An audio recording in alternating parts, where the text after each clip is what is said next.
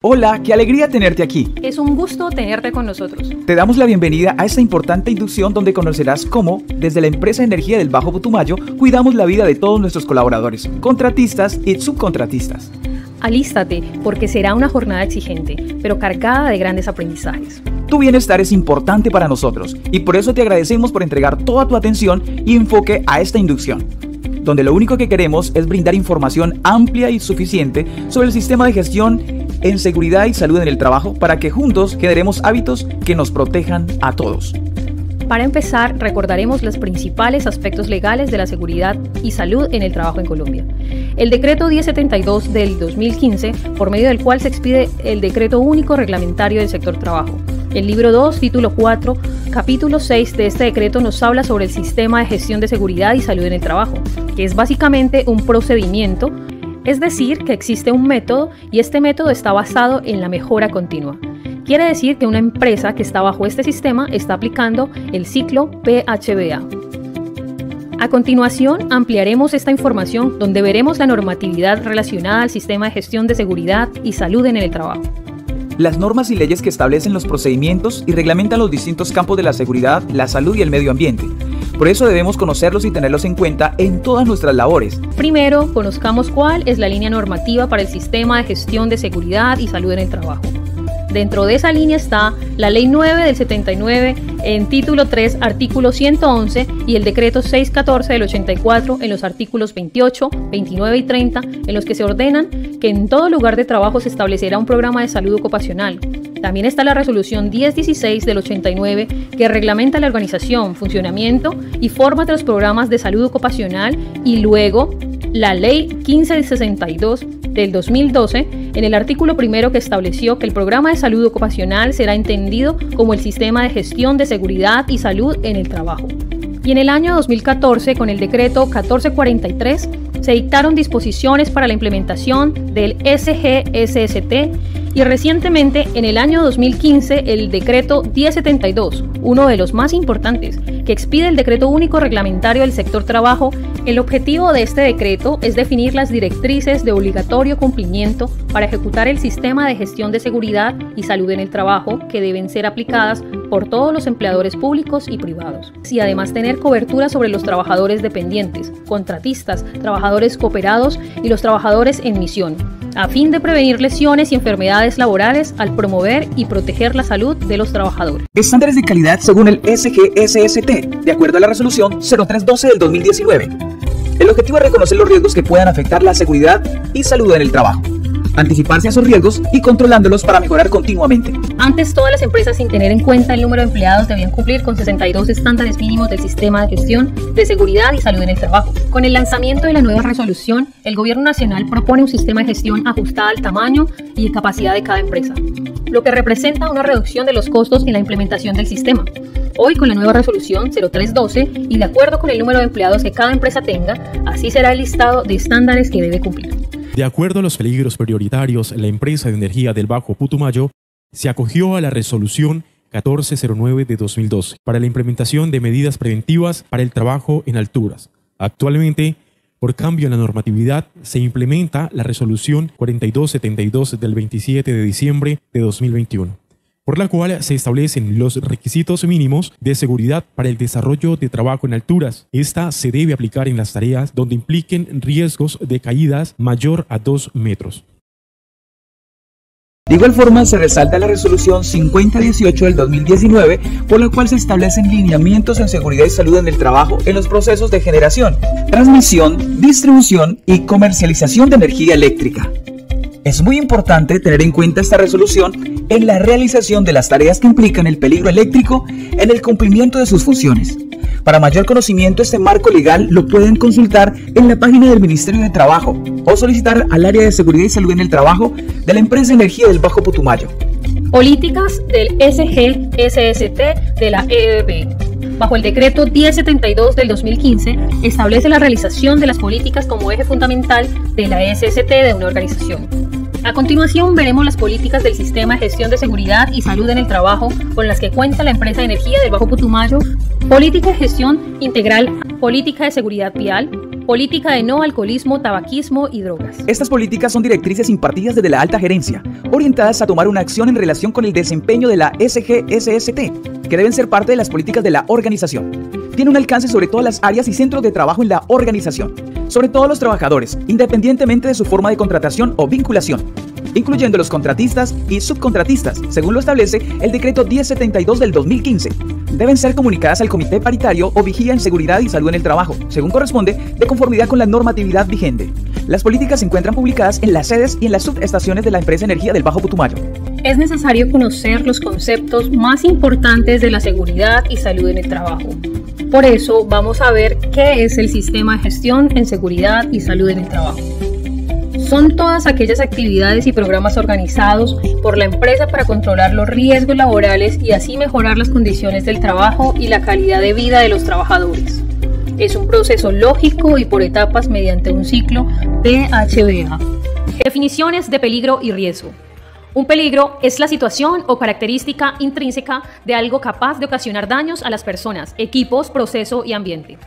Y el riesgo es la probabilidad de que un peligro se materialice en determinadas condiciones y genere daños a las personas, equipo y al ambiente. Hagamos la distinción a través de los siguientes ejemplos. En trabajos eléctricos, el mayor peligro es la corriente eléctrica, mientras que el riesgo latente es la electrocución. En los trabajos de pintado, limpieza y dosificación, el peligro son los productos químicos y corremos el riesgo de quemaduras químicas o intoxicación por inhalación.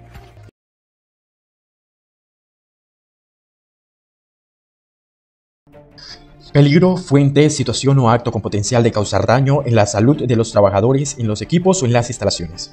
Riesgo, combinación de la probabilidad de que ocurra una o más exposiciones o eventos peligrosos y la severidad del daño que puede ser causada por estos.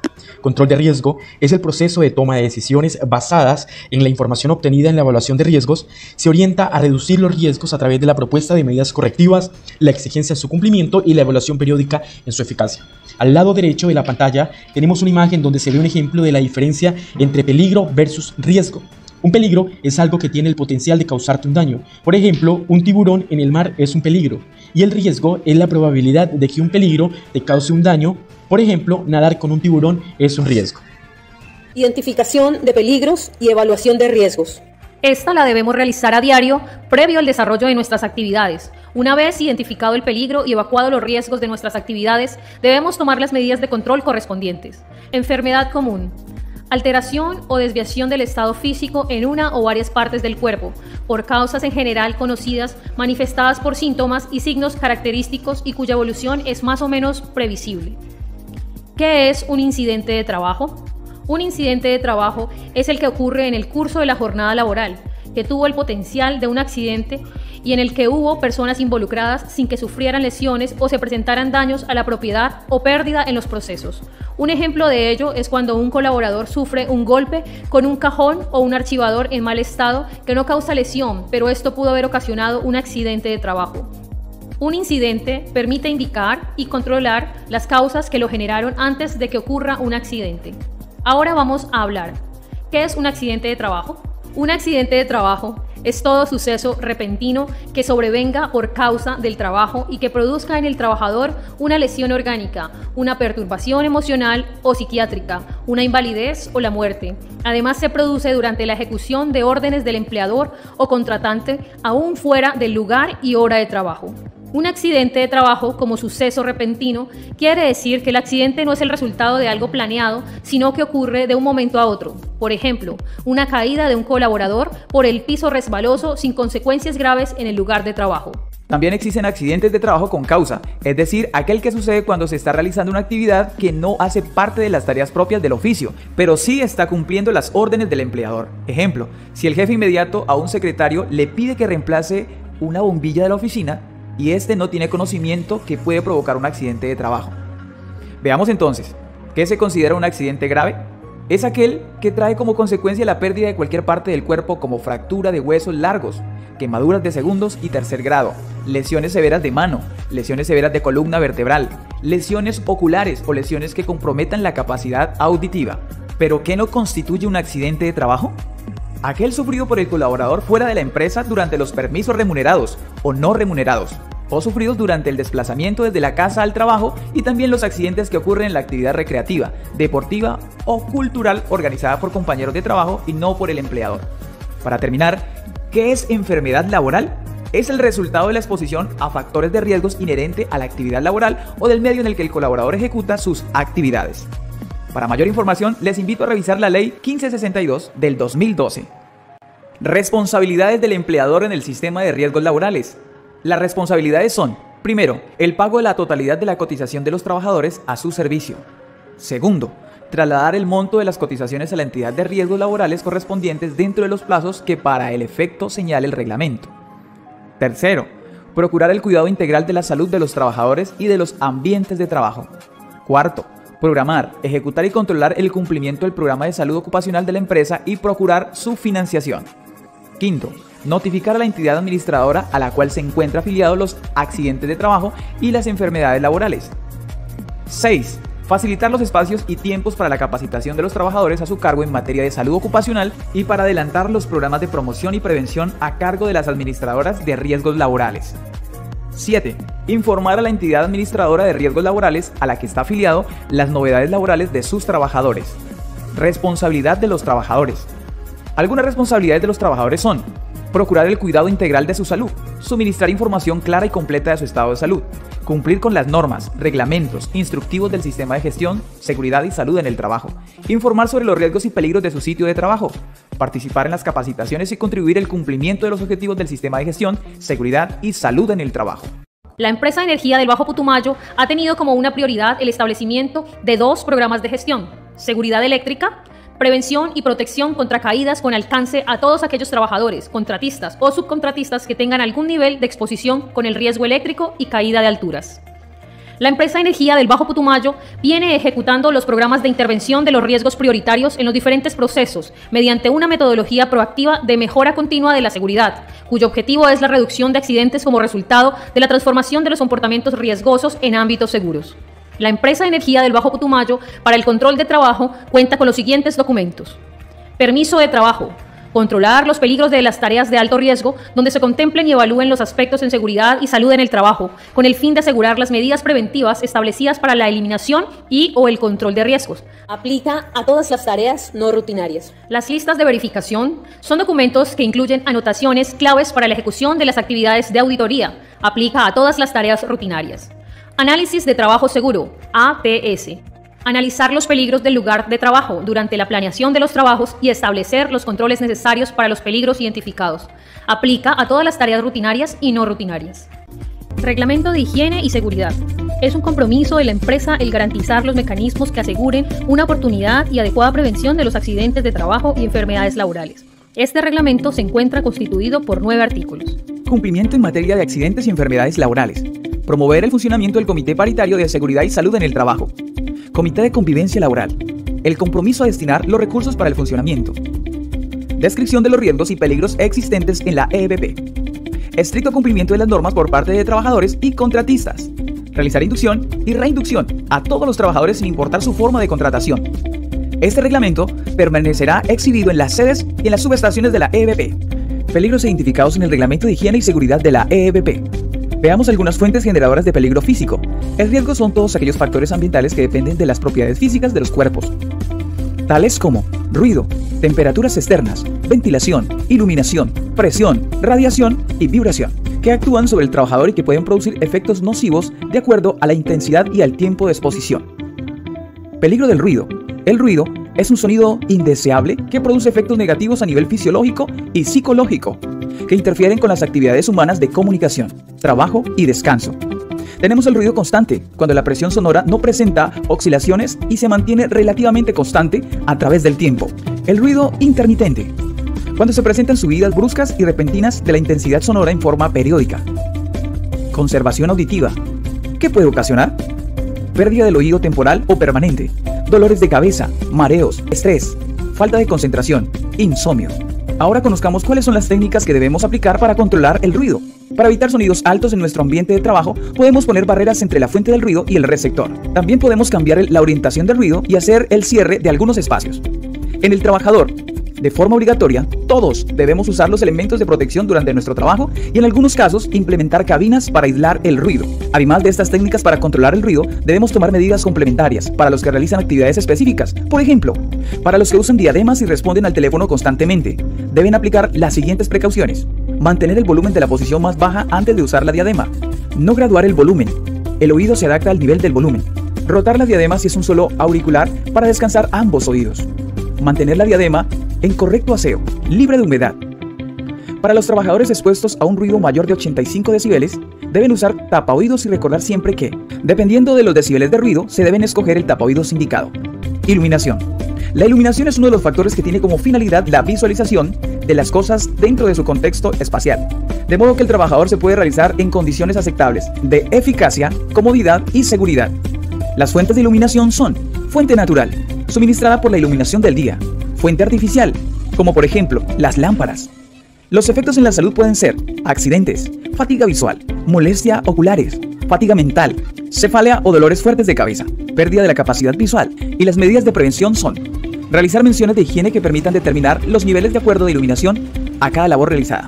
Vibraciones se pueden definir como cualquier movimiento que hace un cuerpo alrededor de un punto fijo. La exposición a vibraciones se produce cuando éstas transmiten a una parte del cuerpo a partir de movimientos oscilantes de una herramienta, estructura, empuñadura, etc. Efectos de la exposición a vibraciones. Las vibraciones las podemos dividir en muy baja frecuencia, baja y alta frecuencia. Las vibraciones de muy baja frecuencia son, por ejemplo, las que crean el balanceo de trenes y barcos que producen mareos. Las de baja frecuencia son las de los vehículos en movimiento, carretillas, elevadores. Provocan efectos sobre el oído interno y retardan los tiempos de reacción. Por otra parte, las vibraciones de alta frecuencia como motosierras, martillos, neumáticos, entre otros, causan problemas más graves de articulaciones. En función de la parte del cuerpo afectada, las vibraciones pueden ser de mano, brazo y de cuerpo entero. En las vibraciones del cuerpo completo, normalmente la exposición se produce en posición sentado y se transmite a través del asiento y respaldo del suelo. Medidas preventivas. La idea es poder eliminar la fuente de riesgo. De no ser así, es necesario tomar medidas que permitan reducir la exposición al riesgo. Las medidas de actuación administrativa incluyen la disminución del tiempo de exposición, incluyendo descansos de 10 minutos por cada hora de trabajo, rotación de puestos, protocolos de pausas, adecuación de tarea, trabajador y la adquisición de tareas adecuadas y el mantenimiento de las mismas, lo que es esencial para la disminución de los efectos negativos de las vibraciones. La actuación sobre el foco o medio de transmisión incluye el mantenimiento de acuerdo al sistema de suspensión. La actuación sobre el receptor implica la información y formación de efectos y medidas, la utilización de equipos de protección personal como guantes antivibraciones y los controles periódicos de salud de los trabajadores sometidos al riesgo de vibraciones. Temperaturas extremas. La temperatura es una propiedad de la materia que está relacionada con la sensación de calor o frío, que se siente en contacto con ella, y hay tres fuentes principales de calor: temperatura del aire, el viento, la radiación del sol, máquinas y procesos, el trabajo muscular. Al aumentar trabajo físico, los músculos generan calor. El cuerpo humano necesita mantener una temperatura interna de aproximadamente 37 grados centígrados. Los efectos del calor son fatiga, deshidratación, dolor de cabeza, deficiencia circulatoria de órganos internos, alucinación, vértigo, vómito, desmayo, hipotensión, taquicardia, deshidratación, trastorno de la piel, agotamiento, entre otros. Y los efectos del frío pueden ser disminución de la circulación sanguínea, arrodillamiento o encogimiento de la piel. La radiación. La radiación es energía en tránsito, ya sea partículas u ondas electromagnéticas. Existen dos tipos de radiación: ionizantes. Son radiaciones que en contacto con el organismo pueden causar daños en las células, como los rayos cósmicos, gamma o rayos X. No ionizantes. No alteran las células del cuerpo: los rayos ultravioletas, luz visible, infrarrojo, microondas, radio. Veamos ahora los factores de riesgo. Radiación visible: sol, lámparas incandescentes, arco de soldadura, tubos de neón, etc. Radiaciones infrarrojas: sol, superficies muy calientes, llamas, etc. Microondas: estaciones de radio, televisión, radares, radiocomunicaciones. Algunas medidas de prevención y control. Es necesario cuidarse de la exposición a los rayos solares, usar prendas de vestir que permitan una adecuada respiración de la piel, usar protección para estos rayos como cremas protectoras. Peligro biológico. Ahora veamos el riesgo biológico. Son aquellos representados y originados por microorganismos, toxinas, secreciones biológicas, tejidos y órganos corporales humanos y animales. presentes en determinados ambientes laborales que al entrar en contacto con el organismo pueden desencadenar enfermedades infecciosas, reacciones alérgicas, intoxicaciones o efectos negativos en la salud de los trabajadores. Revisemos cómo pueden entrar en nuestro organismo. Vías respiratorias: nariz, boca, pulmones. Vía digestiva: boca, estómago, intestinos. Vía dérmicas: ojos, piel. Vía parental: heridas o llagas, mordeduras, arañados, contacto físico. Recordemos entonces las medidas de prevención. Sobre la fuente: personal incapacitado no debe laborar para evitar contagios. De no ser incapacitado y conocerse el padecimiento de una virosis, se debe recurrir al uso de tapabocas y lavado de manos. Sustituir y reducir la contaminación de agentes infecciosos. Sustitución de procesos, mantenimiento de equipos e instalaciones. Implementación de medidas de limpieza, desinfección y gestión de los residuos generados. Controles administrativos. Controlar el tiempo y exposición del trabajador. Instaurar establecimientos de trabajo adecuados. Exámenes de ingreso, periódicos y de egreso. Vacunación para el caso de enfermedades endémicas. Controles al trabajador. Uso de la EPP adecuados para la labor. Capacitación y sensibilización. Procedimientos de limpieza personal rigurosos antes de salir del sitio de manipulación. Y por último, algunas recomendaciones. Señalización. De advertencia. De almacenamiento. No manipular sustancias, agentes o fuentes de riesgos biológicos si no conoce el procedimiento.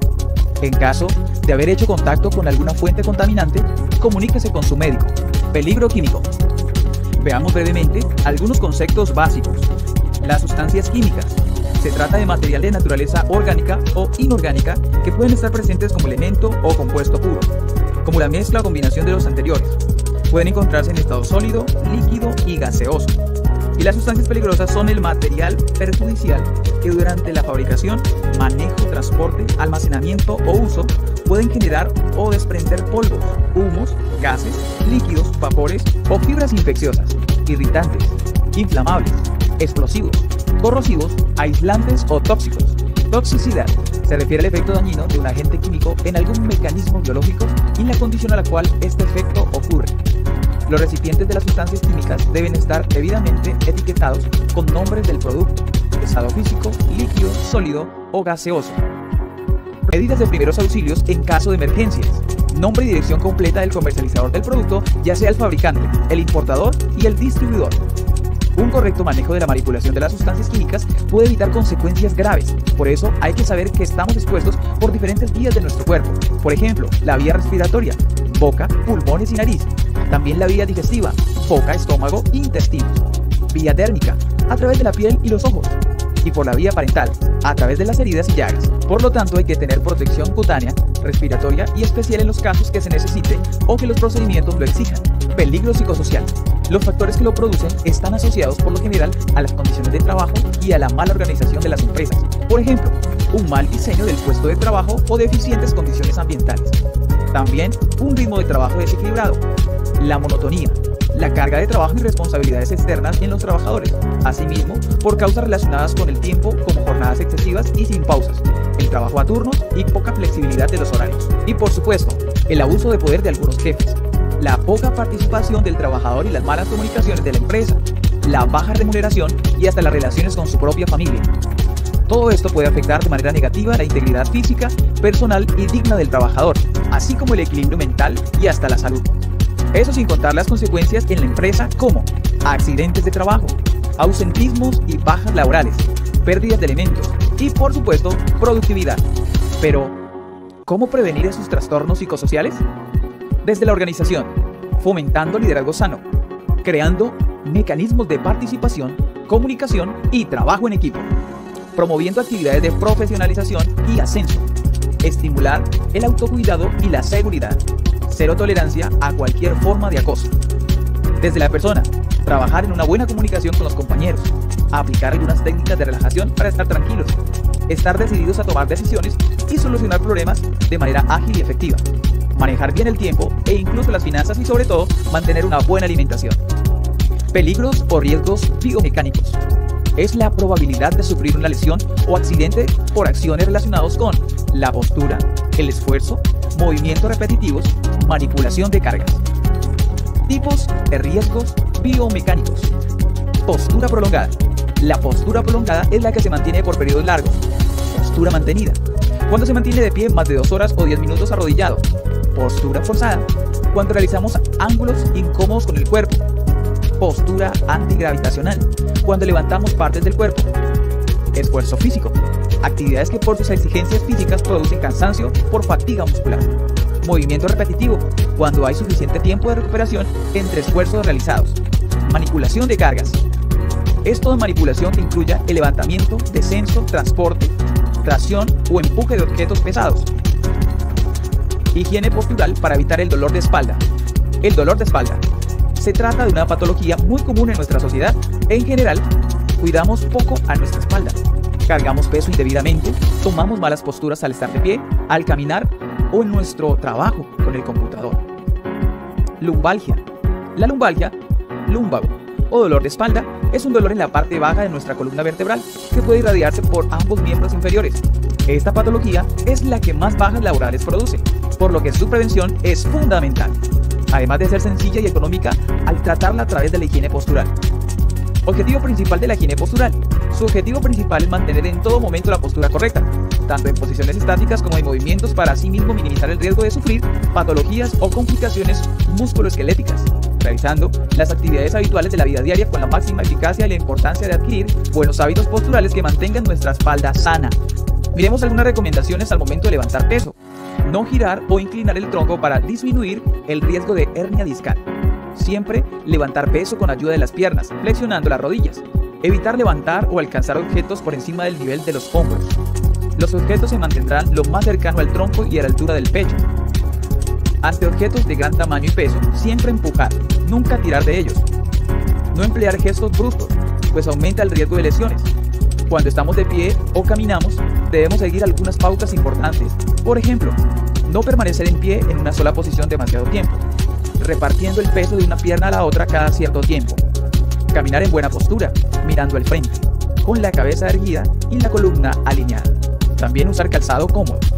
Ahora, pongamos atención cuando estamos sentados, porque nuestra postura es determinante para nuestra espalda. Las sillas deben tener una postura adecuada que permita tener los pies en el suelo y las rodillas alineadas, con la cadera en horizontal o un poco más baja que esta. Evitar asientos con apoyo de brazos muy altos. El respaldo debe facilitar el apoyo estable y debería ser inclinado de 10 a 15 grados para leer y de 15 a 20 grados para descansar. Y nunca debemos sentarnos inclinados hacia adelante y arquear la espalda. Además, procura no cruzar las piernas para aquellos cuyo trabajo es conducir. Deben sentarse derechos con el respaldo del asiento adelantado y no ubicarse muy lejos del volante. Cuando estemos en nuestros lugares de trabajo, tengamos presente estas recomendaciones. Riesgo de electrocución por contacto directo con algún medio que tiene tensión, como cables, enchufes, cajas de conexión, etc. Contacto indirecto, tensión transferida. Por ejemplo, con aparatos que tienen corriente eléctrica, como las carcasas de las máquinas. Riesgo eléctrico por funcionamiento de las líneas y equipos eléctricos en campo. Campos magnéticos, campos eléctricos. Riesgo por fallas de protección. Ausencias del sistema puestas a tierra. Falla o deterioro en los equipos o mal uso de las herramientas. Flash eléctrico. Riesgos por efectos naturales como descargas atmosféricas, cargas estáticas.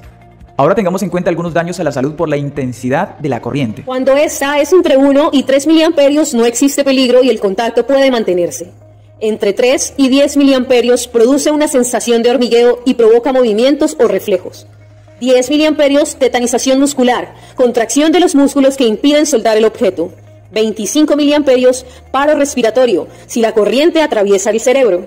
25 a 30 miliamperios, asfixia si la corriente atraviesa el tórax. Entre 60 y 75 miliamperios, fibrilación ventricular si atraviesa el corazón. Por lo tanto, debemos tener en cuenta algunas medidas de prevención, como mantener el centro de transformación siempre cerrado con llave, no manipular en alta tensión salvo personal especializado, debe utilizarse protección específica y herramientas adecuadas, garantizar el aislamiento eléctrico de todos los cables activos, no utilizar cables defectuosos, clavijas de enchufe rotas, ni aparatos cuya carcasa presente desperfectos. Utilizar solamente aparatos que estén perfectamente conectados. Establecer un plan de trabajo con señalización y delimitación de las zonas peligrosas. 5 reglas de oro. Veamos. Regla número 1. Corte efectivo de todas las fuentes de tensión. Para anular todas las fuentes de tensión que puedan alimentar la interacción en la que se operará, deberemos efectuar la apertura de los circuitos de cada uno de los conductores, con interruptores y seccionadores a ambos lados del mismo que aseguren el cierre intempestivo, como así también el del alumbrado público si lo hubiera. Regla número 2. Bloqueo y traba de los aparatos de corte. Bloquear y trabar los aparatos de corte en posición de apertura o cierre según el tipo de trabajo. Es importante que para finalizar este paso señalicemos el lugar con un cartel de prohibición de maniobras. Llegamos a la regla número 3, comprobación de ausencia de tensión. Para comprobar la ausencia de tensión, contaremos con un dispositivo que mide los distintos niveles de tensión y a su vez la ausencia de esta. Lo colocaremos en un punto lo más cercano posible al de corte y en cada uno de los conductores. Seguimos avanzando y llegamos a la regla número 4. Puesta a tierra y en cortocircuito. Una vez efectuada la descarga de la instalación, Colocaremos la puesta a tierra y en cortocircuito lo más cerca posible del lugar de trabajo y en cada uno de los conductores sin tensión, incluyendo el neutro y el de alumbrado público si existiera. Solo falta la regla número 5, señalizar la zona de trabajo. Señalizar el área de trabajo es la operación de indicar mediante carteles con frases o símbolos el mensaje que debe cumplirse obligatoriamente para prevenir el riesgo de accidente. Para dichas labores se puede emplear cadenas, cintas de señalización, vallas, pancartas. Riesgo locativo. Los riesgos locativos son las condiciones de la zona geográfica, las instalaciones o áreas de trabajo, que bajo circunstancias no adecuadas pueden ocasionar accidentes de trabajo. ¿Cuáles son los factores de riesgo locativo? Falta de señalización, desorden y falta de aseo, almacenamiento inadecuado, áreas de trabajo defectuosas o no acordes a la labor, escaleras y rampas inadecuadas, andamios y techos inseguros o defectuosos, cargas mal apiladas o almacenadas de forma insegura o irresponsable. Entre las consecuencias más comunes de los riesgos locativos se encuentran caídas, tropezones, resbalones, golpes, cortaduras, choques, falta de aseo. Recomendaciones para evitar riesgos locativos. El espacio de trabajo debe permanecer limpio y ordenado. Se debe señalizar las áreas con piso resbaloso, salidas de emergencia, etc. No fumar, comer o beber. Respetar las normas de seguridad y atender las señalizaciones. Informar cualquier irregularidad en instalaciones y restringir el paso hasta solucionar el problema. Efectuar inspecciones de trabajo periódicas para corroborar el buen estado de las instalaciones de la empresa. Factores a tener en cuenta: orden, limpieza, mantenimiento. Obligación de mantener orden y limpieza. Vías de circulación libres de obstáculos. Mantener los equipos y las instalaciones en condiciones higiénicas adecuadas. Las instalaciones deberán ser objeto de un mantenimiento periódico. Las operaciones de limpieza no deberán ser una fuente de riesgos para los trabajadores que la efectúen o para terceros. Si se utiliza una instalación ventilación, deberá mantenerse en buen estado de funcionamiento. El riesgo tecnológico es la probabilidad de sufrir daños como consecuencia del funcionamiento deficiente de una tecnología aplicada a una actividad humana que puede ser de muchos tipos: química, industrial, nuclear, etc. ¿Qué hacer? Primero, antes, identifique las actividades que puedan representar un riesgo y reconozca las vías de escape y las zonas seguras. Durante, mantenga la calma y siga las instrucciones de policías, bomberos y defensa civil. Después, antes de cualquier síntoma inusual como mareos o náuseas, procure asistencia médica. Infórmese antes de ingerir alimentos o agua. Tránsito. Los accidentes de tránsito son una de las principales causas de muerte a nivel nacional como mundial. Factores de riesgos causantes de los accidentes de tránsito: velocidad excesiva, mal estado del vehículo, ingesta de alcohol, condiciones de la vía, condiciones climáticas, utilización del celular durante la conducción. Aspectos a tener en cuenta de la seguridad vial de la EBP-SA para la prevención de accidentes de tránsito. Autorización de conductores. Los vehículos al servicio de nuestra compañía solo pueden ser conducidos por personal autorizado, que cumpla los requisitos de ley y o contractuales. Inspección preoperacional. El conductor debe hacer una inspección preoperacional del vehículo para evitar incidentes o daños a sí mismo, terceros o medio ambiente. Uso del cinturón de seguridad. Es obligatorio el uso del cinturón en todo momento, tanto del conductor como de los acompañantes. Asimismo, está prohibido el uso del celular, así sea con manos libres. Debe estacionar para poder usarlo en lugar seguro y permitido. Límites de velocidad son: carretera nacional, 80 km por hora. Carretera municipal, 40 km por hora. Vía veredal, sin pavimentar, 30 km por hora. Vías de acceso en instalaciones de cliente, 20 km por hora. Locaciones, 10 km por hora. Traslado de personal. Prohibido el traslado de cualquier persona en los platones de los vehículos. Únicamente se realizará el traslado de personal autorizado y en la cantidad para la cual el vehículo fue diseñado. Nunca cruce en una curva ni cerca de ella. Tampoco lo haga en zonas donde no puede ver si viene un vehículo. Por muy solitario que sea el camino, busque un sitio con visibilidad. Pare, mire, escuche y cruce. Nunca salga de manera introspectiva de entre dos vehículos estacionados para cruzar la calle. Mejor cruce por las esquinas o pasos peatonales. ¿Qué es riesgo público? Podemos definir como riesgo público como todos aquellos peligros o que estamos expuestos en el diario vivir, siendo un riesgo latente para el ser humano. Miremos cuáles son las principales clases de riesgo público. Terrorismo. Es todo acto que genere terror en las personas, ya sea individual o colectivo, generando caos, miedo y desasosiego mediante la violencia. Secuestro. El secuestro priva ilícitamente de la libertad de una persona y siempre será un riesgo latente para las empresas y las personas por ser comúnmente un recurso económico. Del secuestro se derivan actos como pesca milagrosa, quema de vehículos, paros armados, robo a pasajeros en buses, robo de mercancías, etc.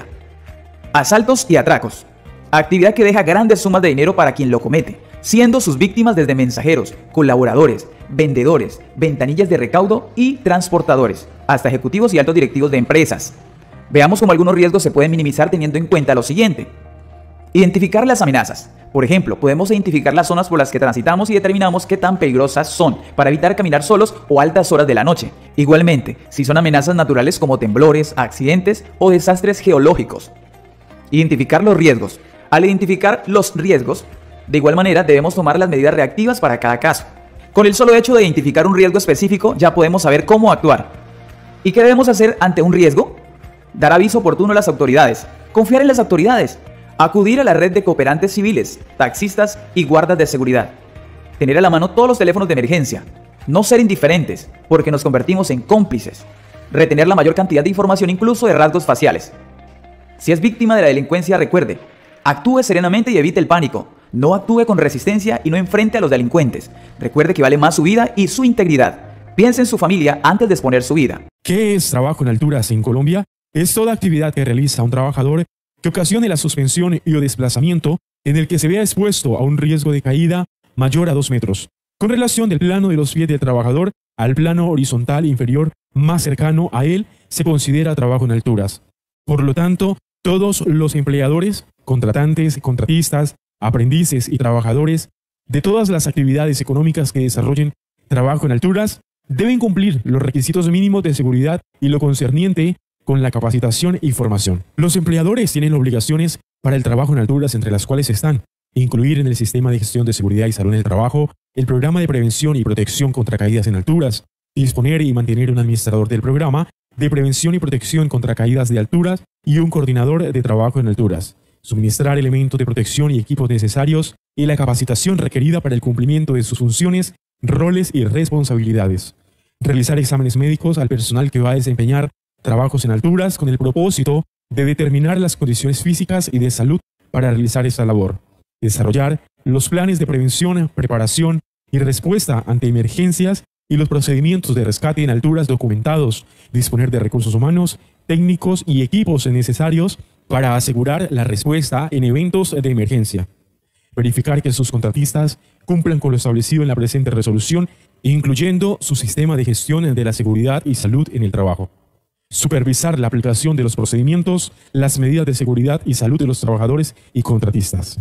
Los trabajadores tienen también obligaciones para el trabajo en alturas, asistir y aprobar las capacitaciones y reentrenamientos programados por el empleador o contratante, cumplir todos los procedimientos de seguridad y salud en el trabajo establecidos por el empleador o contratante, informar sobre cualquier condición de salud que le pueda generar restricciones antes de realizar cualquier tipo de trabajo en alturas, utilizar las medidas de prevención y protección contra caídas que sean implementadas por el empleador o contratante, reportar al coordinador de trabajo en alturas el deterioro, mal estado o daño de los sistemas individuales o colectivos de prevención y protección contra caídas, participar en la elaboración y el diligenciamiento del permiso de trabajo en alturas, así como acatar las disposiciones del mismo, conocer los peligros y controles que se han definido para realizar el trabajo en alturas, así como las acciones requeridas en caso de emergencia, garantizar su seguridad y salud y la de otras personas que puedan verse afectadas por sus actos u omisiones en el trabajo. Desastres naturales. Son los fenómenos naturales que no podemos evitar que ocurran. Suelen causar mucho caos y algunas veces pérdidas humanas y materiales, como por ejemplo los terremotos, los tsunamis, las inundaciones, las erupciones volcánicas, los huracanes, las sequías. Plan de emergencias. Miremos, ¿qué es un plan de emergencias?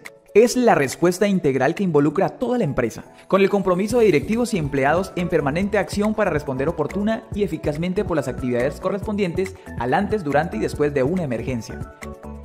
Por eso, nuestro objetivo es definitivo y se trata de definir procedimientos para actuar en caso de desastres o amenazas colectivas y desarrollar en las personas destrezas y condiciones que les permitan responder rápida y coordinadamente a una emergencia.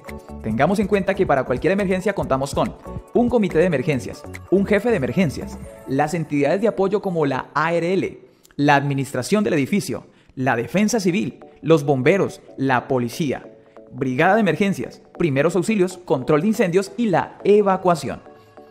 ¿Cuáles son los equipos con los que contamos ante una emergencia? Un equipo para el control de incendios, extintores, un sistema de alarmas, sirenas, pitos, elementos de primeros auxilios, botiquín, camilla, señalización de emergencias, rutas de evacuación. Por último, es determinante saber cuál es el punto de encuentro, ya que estas son zonas fuera del edificio o instalación, donde tienen que dirigirse las personas que lo evacúan, con el objetivo de permanecer a salvo hasta el fin de la emergencia. Todos los espacios de trabajo están señalizados, indicando las rutas de evacuación hacia las salidas de emergencia en la sede principal. Estas rutas conducen hacia el punto de encuentro, ya sea interno o externo. El punto de encuentro externo está ubicado frente a la puerta del patio principal, cruzando la calle. Las salidas de emergencia disponibles son las siguientes: la puerta de emergencia ubicada junto a la oficina de talento humano, la puerta de acceso principal y la puerta del patio principal.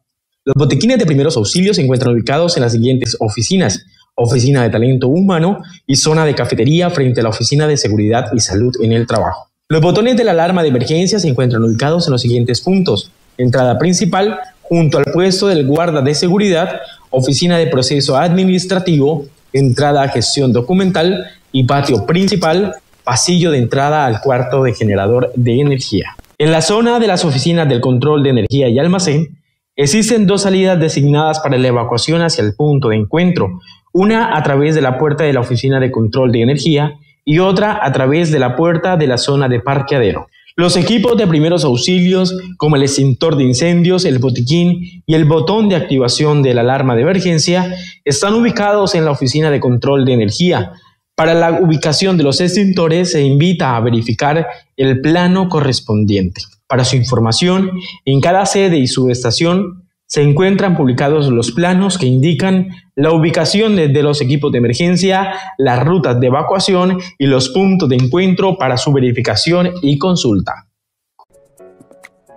Pasos para el uso de un extintor. Mantenga la calma. De lo contrario, su acción puede ser más peligrosa que el mismo fuego. Retire el extintor con cuidado. Evite golpearse y golpearlo. Tome el extintor de la manilla al trasladarlo. Una vez en el lugar donde está el fuego, sujete bien el extintor y solo en ese instante retire el seguro. Sostenga firme el extintor de la manilla y presione la palanca con la cual se pone en acción el extintor.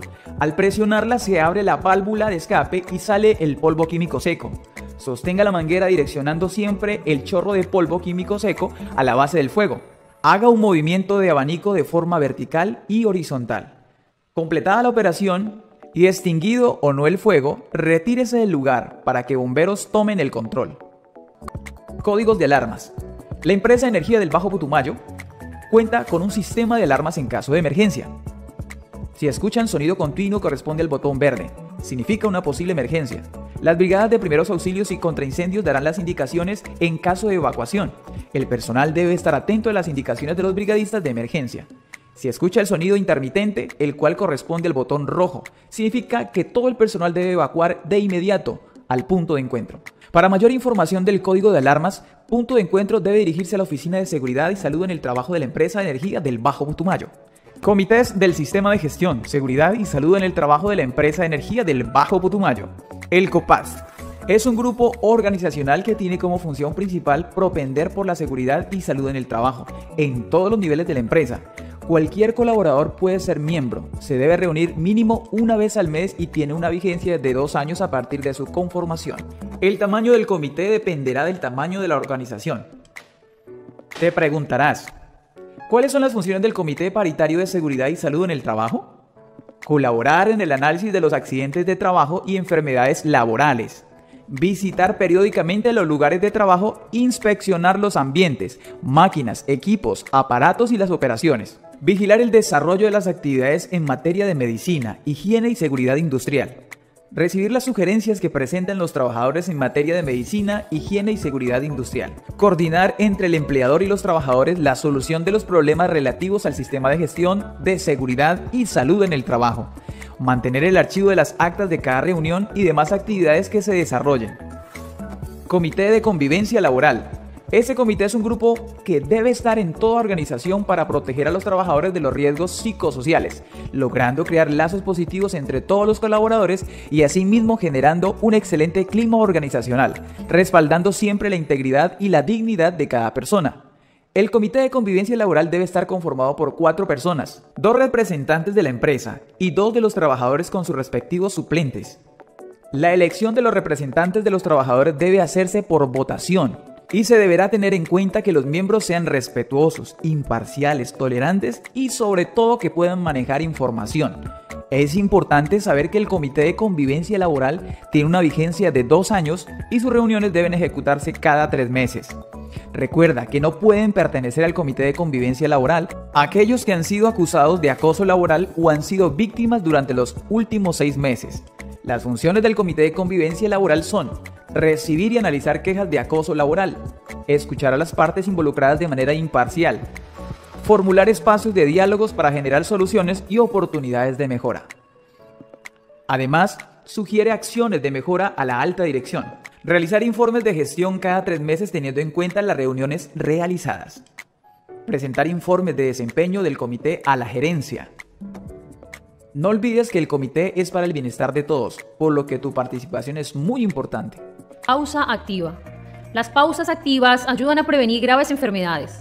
Es importante tomar unos minutos del día laboral para hacer una pausa y ejercitar el cuerpo. Beneficios de sonreír para la salud. Oxigena mi cerebro, fortalece mi corazón, sana a nivel físico y emocional, disminuye mi estrés. Recomendaciones generales en el trabajo.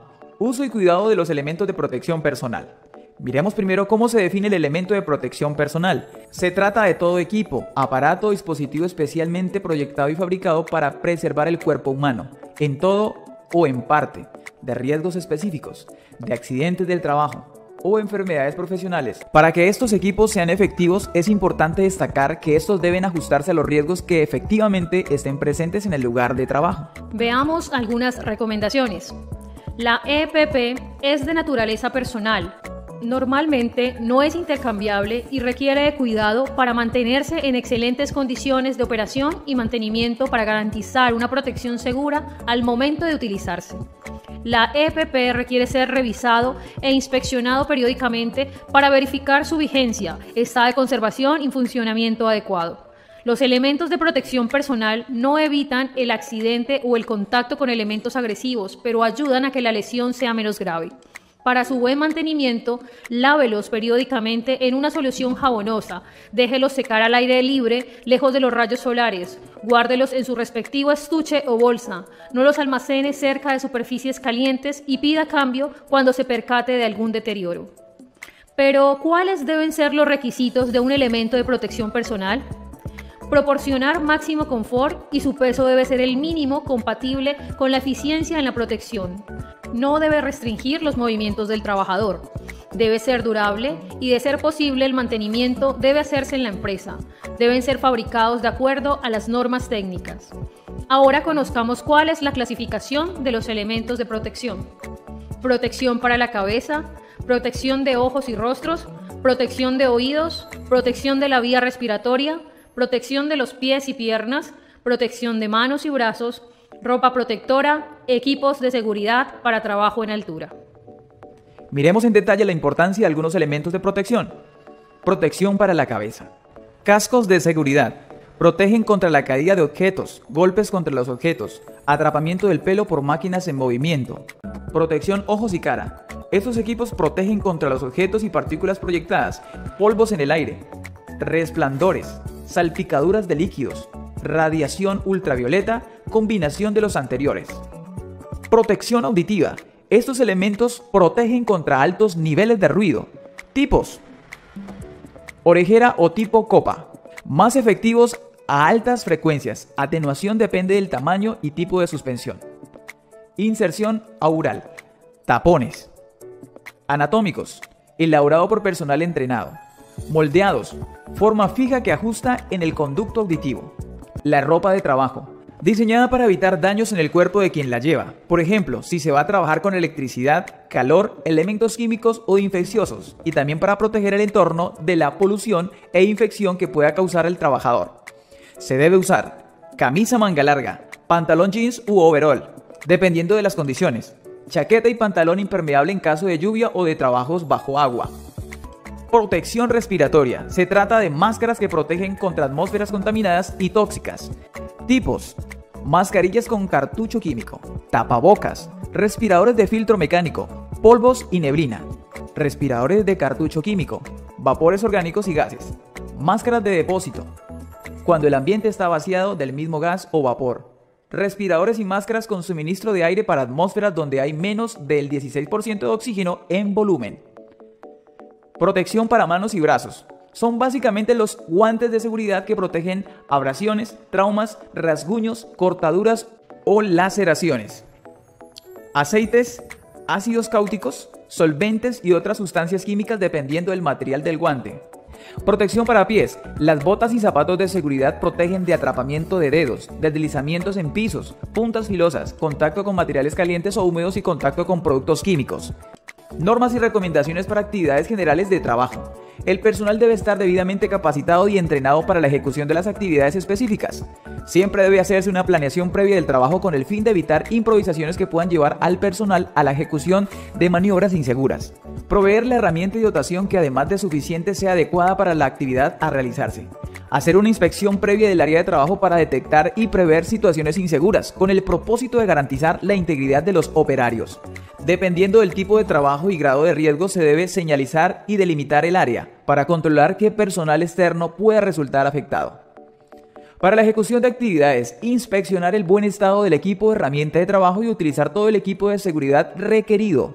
Disponer una actitud activa de concentración en todo momento con el ánimo de prevenir imprevistos por casos de negligencia o distracción. Para el ingreso a predios privados, hacerlo con autorización del usuario y preferiblemente solicitar acompañante. Asumir siempre una posición respetuosa y pasiva ante reacciones agresivas de los usuarios. Para predios solos, desocupados y abandonados, antes de ingresar a patios o antejardines, verificar la existencia de vigilancia privada o presencia de perros bravos.